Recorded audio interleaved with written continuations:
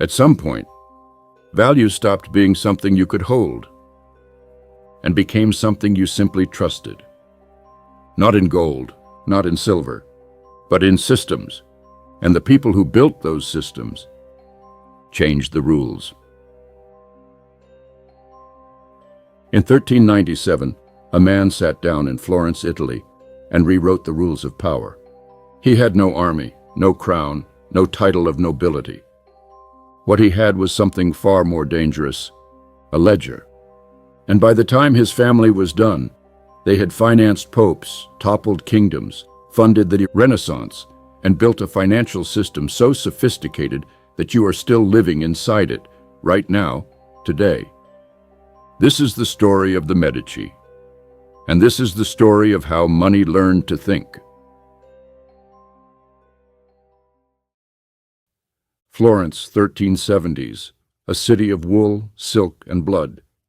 The Medici were not aristocrats. They were tradespeople, merchants. The kind of family that nobles walked past without a second glance. But Giovanni de' Medici was watching. Always watching. He understood something that the kings and dukes of Europe had completely missed. Wealth was not just about what you owned.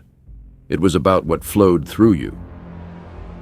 In 1397, Giovanni founded the Medici Bank in Florence. But calling it a bank is almost an insult to what it was.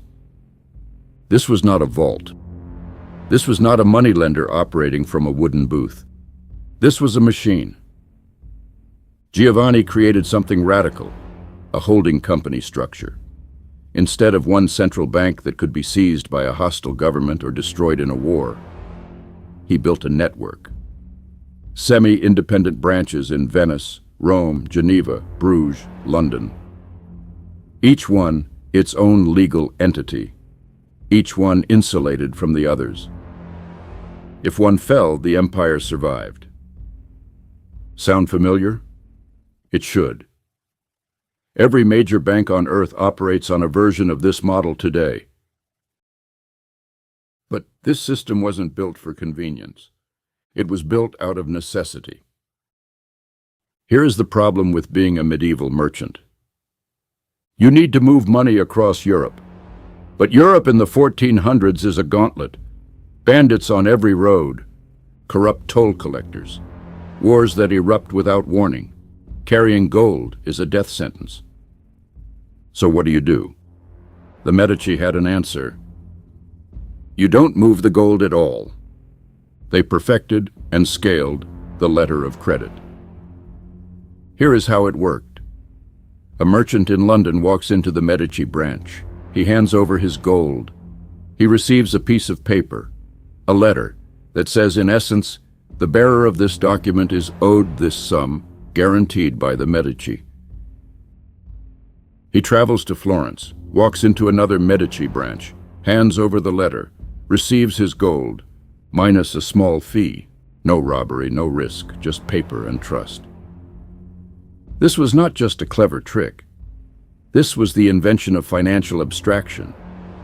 The idea that a piece of paper could represent value, that trust in an institution could replace the physical movement of precious metals. You know what we call that today? Banking, wire transfers, credit, the entire infrastructure of the modern financial world. But in the 15th century, there was one institution at the center of it all.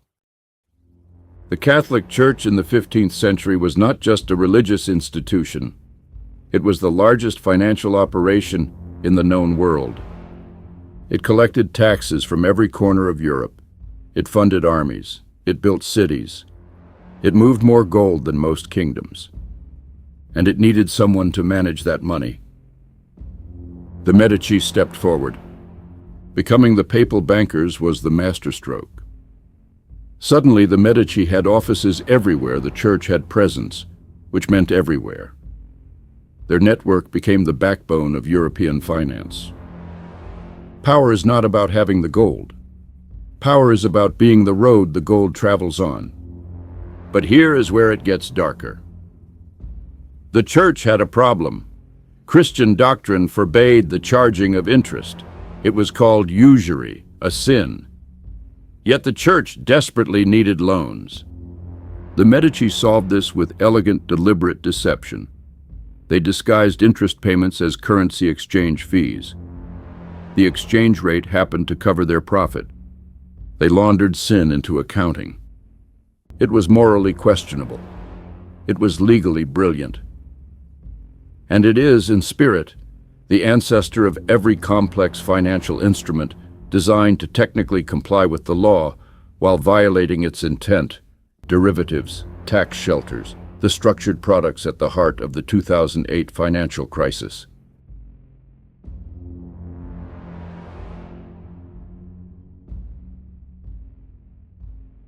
There is a painting hanging in the Uffizi Gallery in Florence, Botticelli's Birth of Venus, one of the most recognizable images in the history of art. It was commissioned by the Medici. So was Michelangelo's early work. So were countless sculptures, buildings, manuscripts, and philosophical texts that defined the Renaissance. The Medici didn't just fund art because they loved beauty. They funded it because art was power. A city of breathtaking architecture and genius artists announced to the world, "We are the center. Come to us." This too has a modern descendant. Think of sovereign wealth funds buying football clubs, tech billionaires funding space programs, any powerful entity that understands money buys things, but culture buys minds. The Medici understood this 500 years before Silicon Valley. Still, no matter how advanced it becomes, power does not last forever. The Medici Bank eventually fell. By the 1490s, mismanagement, bad loans to kings who never repaid, and political upheaval in Florence brought the empire down. Lorenzo de' Medici, the greatest of them all, died in 1492. The same year Columbus landed in the Americas. The same year a new world began. It is almost poetic. But here is what did not fall. The letter of credit became the bill of exchange, became the wire transfer, became the SWIFT network moving $40 trillion across the world every single day. The holding company structure became the multinational corporation, the legal architecture behind Apple, JP Morgan, BlackRock. The separation of interest from its label became the foundation of financial engineering, the art of making one thing look like another. And the idea that a bank could be more powerful than a king, that the people who control the flow of money control the flow of history, that idea did not die with the Medici. It got stronger.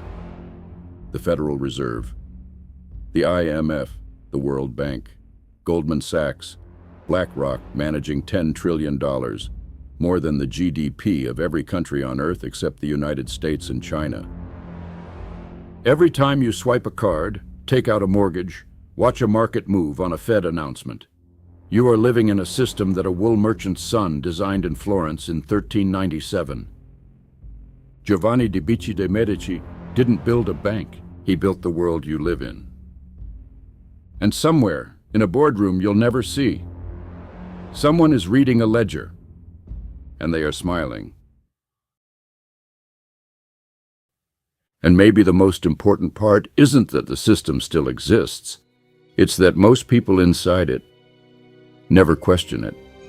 Every number you trust, every transaction you don't think twice about, every system you assume is just the way things are, traces back to an idea.